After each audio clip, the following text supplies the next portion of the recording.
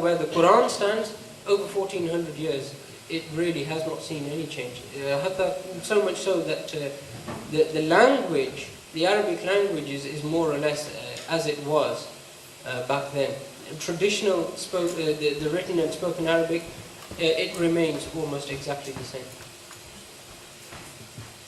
Just to add on to that, obviously the question is picking up on something that I think in lots of interfaith dialogue often gets avoided. So thank you for your question. That I'm glad that my learned colleague was upfront about that, because sometimes people do shy away from that there are clear differences.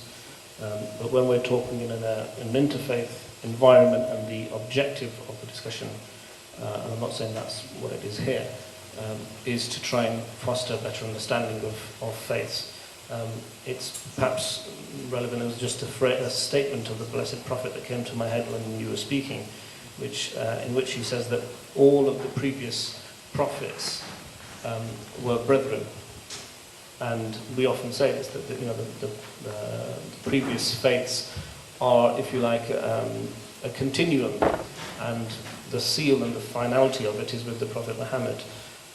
And so that's really important to say, I think, loudly and clearly, that we don't see Islam as something that has, as some people suggest, has just come about from a total kind of vacuum. It's got a history, it's got a background, and that's very pertinent for the Prophet to say that all of the prophets were brothers. Dinuhum wahid wa ummahatuhum shatta, which means their way of thinking, or the word deen is translated as religion, but I think it's much more than that. Their methodology, their philosophy, if you like, their mindset was exactly the same.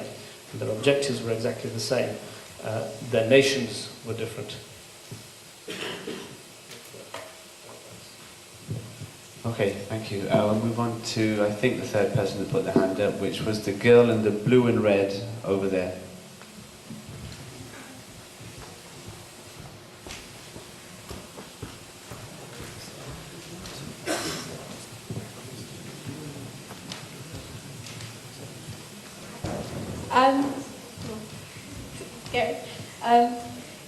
If Jesus is a prophet, how much of his teachings stated in the Gospels and the Bible are true if the Bible has been changed?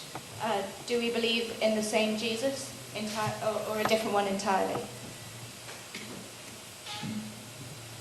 I think part of that has kind of been answered by what I said as an add-on, but specifically, if I understand what you're saying, is what is the Muslim understanding of the Prophet Jesus? Is that where you're heading? Well, obviously, again, the biggest difference, without ignoring the elephant in the room, is the fact that we do not see the Prophet Muhammad as the Son of God.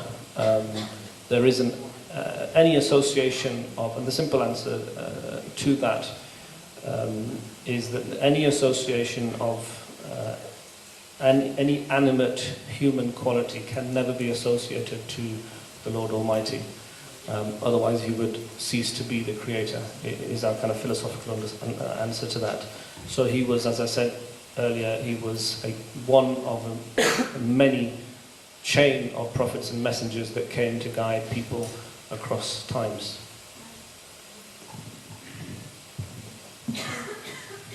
In the Bible, a lot of the time, Jesus actually asks his disciples to tell him who they think he is, and the answer that they say is Christ, Messiah, or like anointed one. And so, is this at all the same as what you? Certainly, the Prophet Jesus, peace be upon him, in the Quran has been referred to as the Masih, the Messiah. And certainly, within the Quran, how it talks about the Prophet Jesus, peace be upon him, it's in great detail. Actually, he is mentioned more times in the Quran than the Prophet Muhammad, peace be upon him.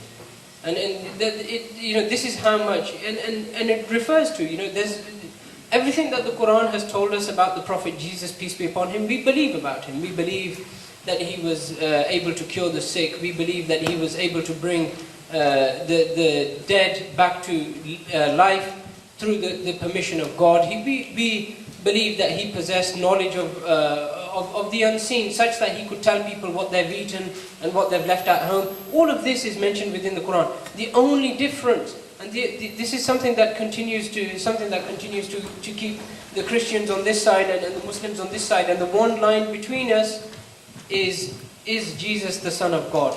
And that's something that the Muslims will never accept. We've said that he's a messenger of God, he is a Messiah, we will say all of that, but that's the only thing that we are not willing to say.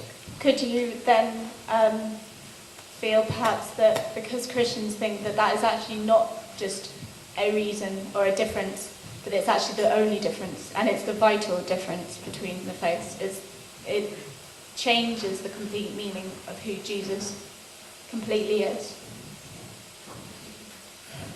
Yeah, but I think what gives us a little bit of comfort, I suppose, and perhaps this is not comforting to all, the whole issue of Trinity has been questioned, hasn't it, itself by some Christian theologians, and we have a whole church which is based upon Unitarianism rather than as opposed to Trinity, the tripartite state, if you like. So that kind of major difference, as you say, that would inaccurately describe Jesus Christ is, as I say, a problem, I say, for some Christians themselves. So, as Gul was saying, that is a difference that we, just going to have to say it's a difference of understanding and move on from there. Okay, I think we'd like to move on now to, if we can, a slightly different question. Fred, I see over there, has had his hand up for a while. You can pass him the mic. Is that because you got his name? Yeah, it actually is because I know his name. No, I'm joking. Well, I hope this question is sufficiently different. Thank you. Is there non-Islamic sources talking about the life of Muhammad and from around the time from the 7th century when he was alive, or are they all Islamic sources? Comment on that, please.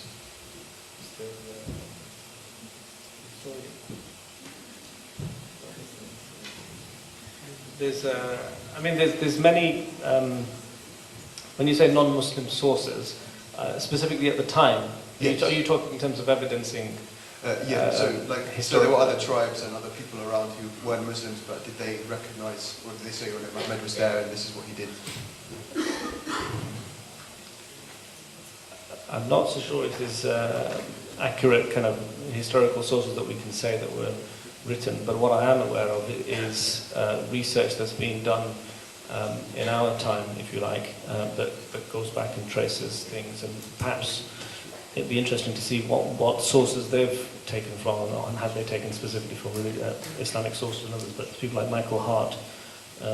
George Bernard Shaw, for some strange reason, often gets quoted in Muslim circles as being a real kind of a literary master who has praised the Prophet Muhammad for his work. So there's certainly people in modern times that look back in history and seen the impact of what his works have been, and they've acknowledged that.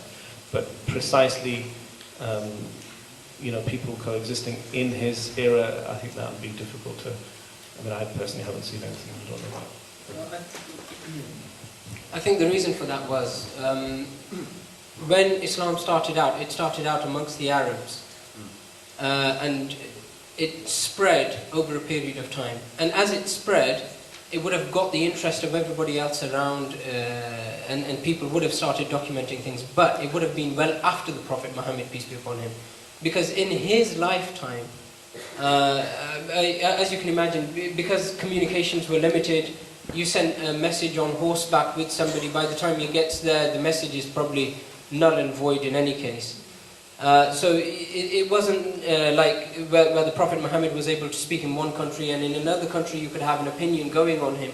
It wasn't as easy. And I think the reason was that people were unaware of what was going on And slowly, as Islam spread, then people started documenting